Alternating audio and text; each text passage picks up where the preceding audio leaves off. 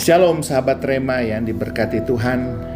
Kita tahu bahwa kalau kita hari ini masih dapat bersua sekalipun lewat suara, kita percaya bahwa itu karena perkenanan Tuhan memberikan kesempatan untuk kita bisa menikmati hari-hari bersama di dalam pelayanan kita, di dalam segala aktivitas kita yang tentunya untuk mempermuliakan nama Tuhan.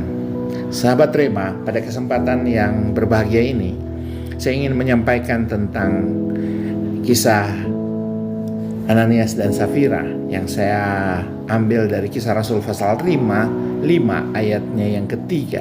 Di sana dikatakan, tetapi Petrus berkata, Ananias, mengapa hatimu dikuasai iblis sehingga engkau mendustai Roh Kudus dan menahan sebagian dari hasil penjualan tanah itu? Kita tahu bahwa latar belakang dari kisah ini, pada masa gereja mulai berkembang, cara hidup jemaat menjadi sesuatu yang dapat diteladani karena mereka dengan begitu antusias ingin menjadi berkat, ingin menolong sahabat yang lain, ingin mendukung pekerjaan Tuhan. Sehingga tidak sedikit dari mereka menjual rumahnya, menjual kebunnya, menjual tanahnya, dan hasilnya diletakkan di bawah kaki rasul-rasul sebagai bentuk dukungan mereka terhadap pekerjaan Tuhan dan menjadi berkat bagi sesama. Namun di antara orang-orang yang melakukan itu, ada juga orang-orang yang melakukan dengan motivasi yang keliru, dan mereka adalah Ananias dan Safira. Kenapa saya katakan mereka melakukan dengan motivasi yang keliru?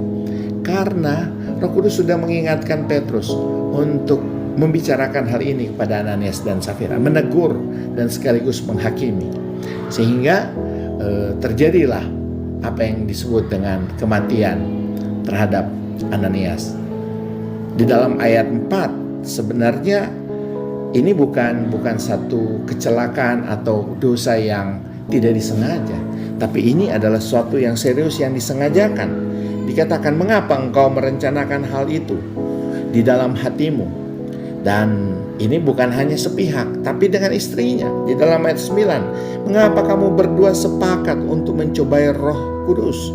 Sehingga kita bisa melihat bahwa tindakan yang dilakukan Roh Kudus itu memang sesuatu yang sangat tegas, karena apa yang mereka lakukan adalah perbuatan yang sudah direncanakan. Dan Roh Kudus memakai momen ini untuk menjadi peringatan dan bagi kita juga, supaya ketika kita melayani Tuhan, apapun yang kita lakukan dalam bentuk pelayanan kita, dalam bentuk kekaguman kita, mari kita lakukan dengan hati yang tulus. Mari kita lakukan tanpa motivasi-motivasi yang keliru, tapi mari kita lakukan sesuai dengan apa yang kita inginkan lakukan tanpa merekayasa dari setiap tindakan-tindakan tersebut. Kalau Ananias dan Safira, mereka melakukan sesuatu yang baik, tapi merekayasa. Mereka menaruhkan motif-motif atau sesuatu yang keliru, yaitu hanya ingin terkenal, hanya ingin dilihat, tetapi tidak dengan sepenuh hati, sehingga mereka menyembunyikan hasil dari penjualan itu, dan Roh Kudus menegurnya dengan serius.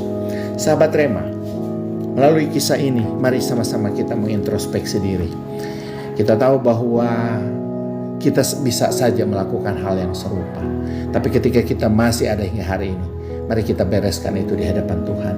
Mari kita terus belajar untuk melakukan yang terbaik, tanpa ada motivasi yang menebeng, tanpa ada motivasi yang keliru, tanpa ada intrik-intrik atau kepentingan-kepentingan pribadi, tapi kita melakukan karena kita rindu untuk menyenangkan hati Tuhan, mendukung pekerjaan Tuhan, bahkan menjadi berkat di mana kita berada. Oleh sebab itu, malam hari ini sama-sama kita renungkan sebelum kita tidur, sehingga besok kita bangun dengan kekuatan yang datang daripada Tuhan. Mari kita berdoa.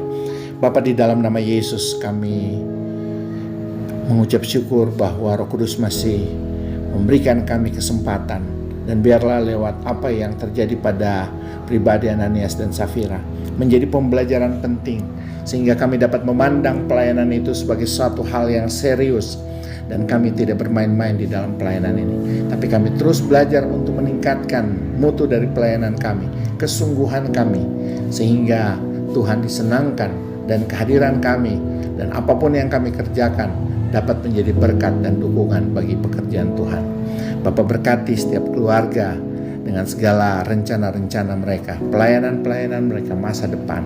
Dan biarlah melalui peristiwa ini kami semakin dewasa untuk merencanakan satu pelayanan yang terbaik bagi hormat kemuliaan nama Tuhan. Di dalam nama Yesus kami berdoa. Amin. Selamat malam, selamat beristirahat. Tuhan Yesus memberkati.